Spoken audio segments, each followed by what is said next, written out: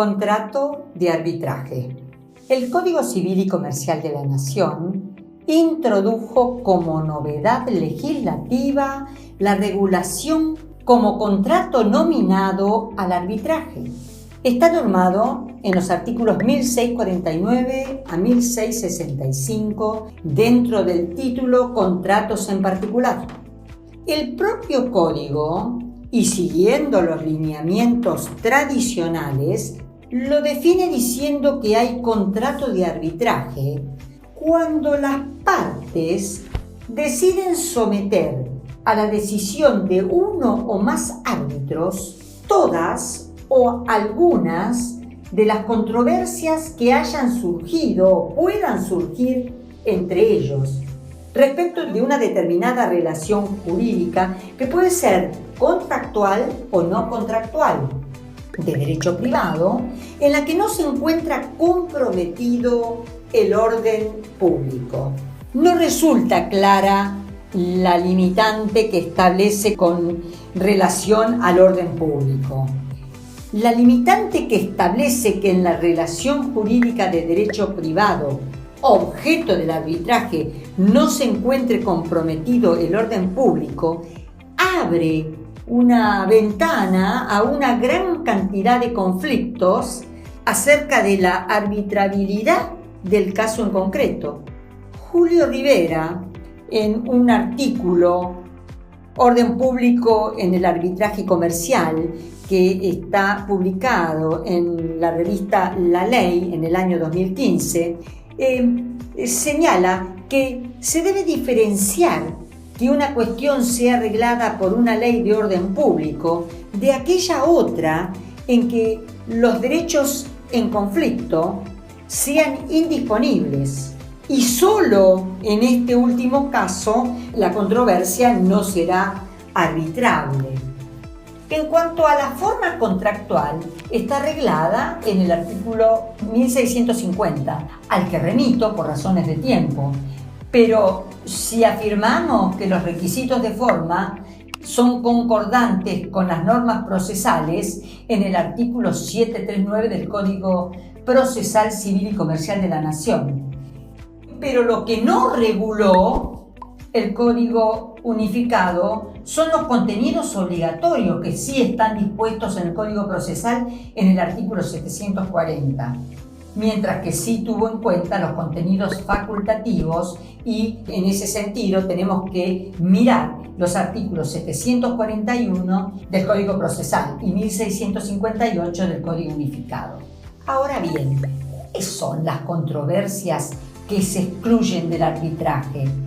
El artículo 1651 normatiza las materias que son excluidas del contrato de arbitraje y se señala, por ejemplo, las cuestiones de familia, las que se refieren al estado civil y capacidad de las personas, las vinculadas a los derechos del usuario y consumidor, los contratos de adhesión, cualquiera sea el objeto de estos, después las derivadas de las relaciones laborales y sobre todo hay que también tener en consideración las controversias en que sean parte los estados, ya sea nacional o local.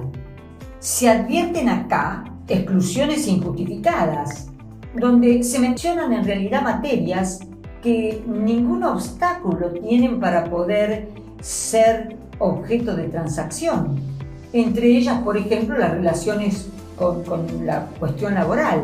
Entra en abierta contradicción con lo establecido en el artículo 28 de la Ley 24635, donde el conciliador puede proponer, una vez fracasada la conciliación, se sobreentiende, que se sometan sus discrepancias a un arbitraje. Produce también un tema de confusión, el tema de la exclusión del contrato de adhesión, ya que dentro de esta categoría encontramos todas las relaciones que sean emergentes de los contratos de seguro, las vinculadas con operaciones del mercado de capitales, las vinculadas, por ejemplo, con la transferencia de tecnología, los contratos de títulos de crédito y otros bancarios, etc.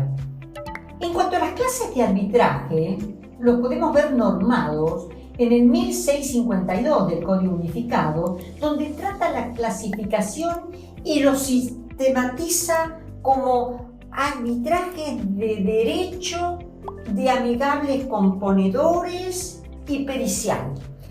El arbitraje de derecho es el proceso que se desarrolla con sujeción a las normas aplicables y el laudo deberá cumplimentar los recaudos establecidos para las sentencias judiciales.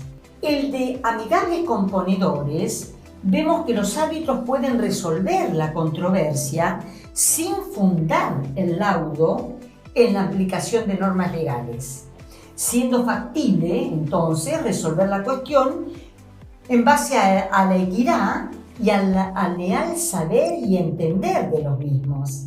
En el pericial, en cambio, el laudo es totalmente técnico y resuelve cuestiones de hecho puestas a disposición del experto. En el supuesto caso que no se haya determinado en el arbitraje qué tipo de arbitraje se someterá a la controversia, entonces el mismo, dice la norma, será de derecho.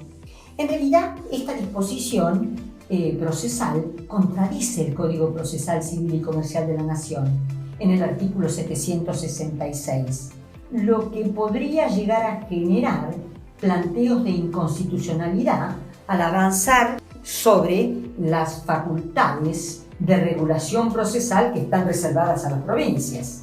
Ahora bien, sobre el arbitraje institucional está normado en el artículo 1657 del Código Civil y Comercial de la Nación y alude a que las partes pueden recurrir a la administración del arbitraje y a la designación de árbitros a asociaciones civiles u otras entidades nacionales o extranjeras en la medida que sus estatutos los provean. Es decir, que de las asociaciones civiles u otras entidades nacionales y extranjeras tienen que tener en sus estatutos la posibilidad de poder ofrecer el arbitraje. Los reglamentos de arbitraje de las entidades administradoras van a regir todo el proceso arbitral y son parte integrante del contrato de arbitraje.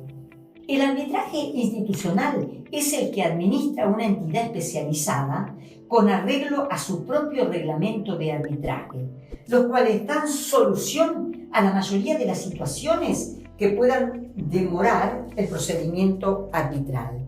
Dentro de los tribunales institucionales podemos diferenciar los permanentes, que son los que tienen un panel de árbitros designados y las partes eligen a los que actuarán en el arbitraje, de los no permanentes, que son los que no tienen el listado o panel de árbitros preseleccionados.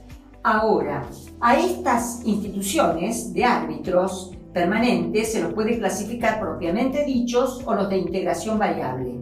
Los propiamente dichos son los que tienen siempre el mismo elenco de árbitros, por ejemplo, la Bolsa de Comercio de Buenos Aires. Y los de integración variable son los que el tribunal va a ir integrando para cada caso en particular, con el número de árbitros que ha establecido las partes. Ahora, hay una diferenciación entre el institucional y el arbitraje ad hoc, que es el que se establece sin indicar un reglamento por el cual deba regirse el arbitraje, por lo que las partes deberán acordar esta cuestión o haber determinado un procedimiento para establecerlo. Como verán, este tipo de arbitraje, el ad hoc, se contrapone con el institucional. En todo lo que es materia de designación de árbitros y sus obligaciones rigen en los artículos 1659 y 1662. Y para concluir, con el dictado del laudo se extingue la competencia arbitral.